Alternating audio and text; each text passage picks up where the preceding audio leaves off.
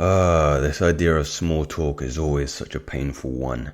If ever you find yourself in these awkward social situations, then believe me, I am no stranger to them either. Even though I would concede to a significant degree, I'm a little bit more at peace in them.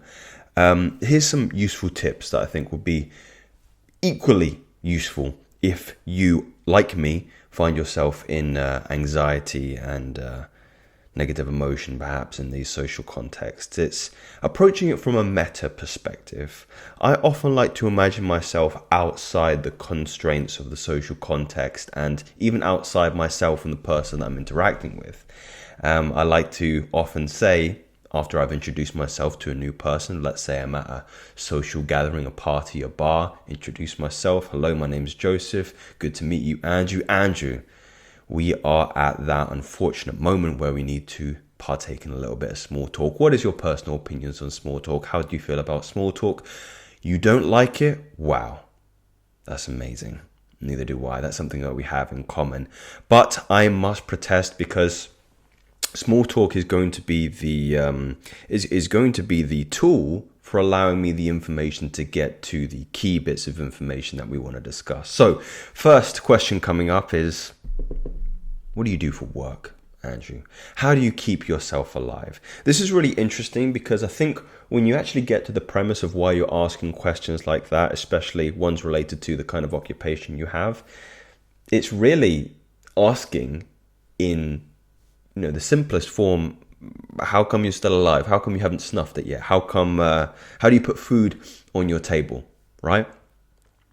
And I really like this kind of whimsical, playful way of approaching meeting new people because you're looking for connection, right? You're looking for connection with these new individuals, and the connection you can make is in that small talk, is in the fact that people don't like small talk, is in the fact that both of you are kind of playing this game determined on how much information you give away about yourself and to come across in a particular way which may not be consistent with who you are. Perhaps you want to portray yourself in a particular way that comes off a little bit more intimidating or respectful or more of an authority figure.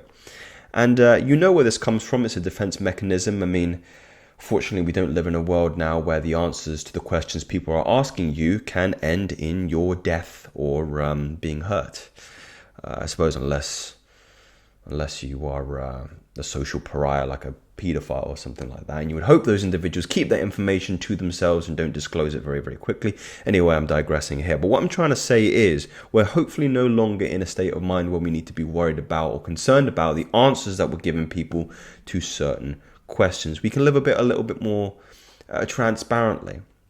And also, if you're an outcome related person like me, meaning everything you're doing has to have a purpose or reach or helping you reach a goal, I think it's even more important because that's where the awkwardness comes from. Many people overanalyze things that in their head they're asking themselves, well, what's the purpose of this conversation? The reason I don't talk to strangers is because I don't know them. I don't care about them. I don't give a fuck about them. Why am I going to put myself in a situation where I have no bearings? It's like if you go to a party, right? If you go to a social gathering and you know a couple of people here, but let's say 80% of them you don't know, typically you'll hang around the people that you do know and you won't even bother introducing yourself to other people. And it comes from that heady, very analytical and logical perspective, meaning that I don't see the outcome here. I don't see why I would need to do that. But there are many reasons that you could do it. And the first one should be because it's fun, because you enjoy doing it. And that is the key switch that you have to make to making those social interactions a little bit more playful and fun, is approaching it for the experience in itself. So back to the conversation. And I mentioned, I prefaced in that conversation of small talk, is that small talk, everybody can agree that we don't like it, but small talk is necessary to be able to link you to the right questions you need to ask somebody. That's what it's all about. It's about asking the right questions, because once you find the right questions, you find conversation is very, very easy. It's all about finding connection. You will have some form of connection with some people, be it your socio-political beliefs, be it a sport or a hobby or an interest that you have. You just need to continue to ask and revolve around those small talk questions in order to get to those, and I would call them points of value, continuity and points of value between people, right? So maybe you're asking somebody what they do for work, how they're keeping themselves alive, right? And they say to you, oh, I work for my father's business, right? My father's business is in selling tires for, cars and trucks and delivery services, okay?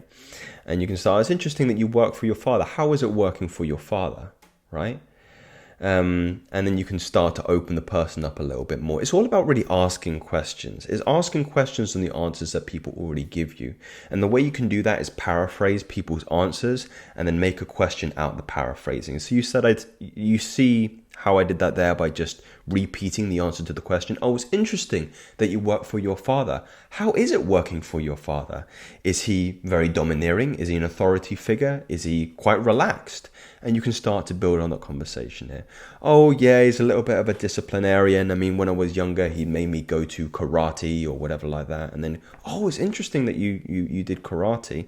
I also did judo when I was younger. I wonder what the similarities are like that. Do they do this in karate? Do that? And that's how these natural conversations start to get a little bit less anxiety provoking when you find those mutual value points. That's all it is. The anxiety is just the questions that you have to ask beforehand in order to get the information that you need. And you can approach it like a game. I often do approach it like a game. I approach it from a perspective of a little puzzle I'm trying to find out. And also, really important, as a previous video I did, that you don't lie. Because if you lie, you'll find out that you are creating values that are not consistent with the person you're speaking to and who you are, meaning you are attracting the wrong kind of people in your life. And people have a very powerful, energetic, psychological imprintation on you, meaning if you are bringing people into your lives that don't hold the same kind of values as you, maybe they are socially, politically skewed to the left and you're skewed to the right, maybe they have pronouns, maybe they are vegan and you're a carnivore, you will find yourself unintentionally absorbing some of that, and it might make you miserable, especially if you don't believe in those values as and you've been trying to appease their need as to not disrespect them. Of course, be polite, but I think it's really important that you ascertain somebody's values are consistent with yours before you invest in that person. That's another way to look at these small talk exercises, is that they are the precursor to investing in somebody. And if you do the small talk right and you find out that this person is not the kind of person that you want to invest in, you can remove yourself from the situation and find somebody else that you would better spend your time in. And guys, like I say, I'm by no means an expert in this. This is something that I'm continually doing and continually getting better at. I have made my mistakes, but I am... you could talk to my friends. I am somebody that is very, very, very careful with my time and who gets access to my time. Meaning I really identify with those people who are in those party and social contexts who aren't choosing to go and speaking to other people because they're worried about having a bad return on investment of their time.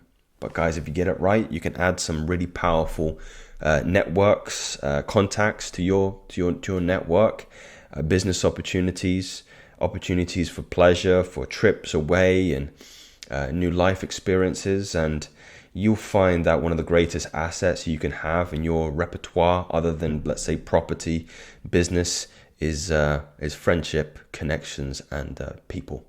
People are very, very valuable. But like I say, guys, these are just theories. Take what is valuable, discard which is not, and I'll speak to you again very, very soon. Take care.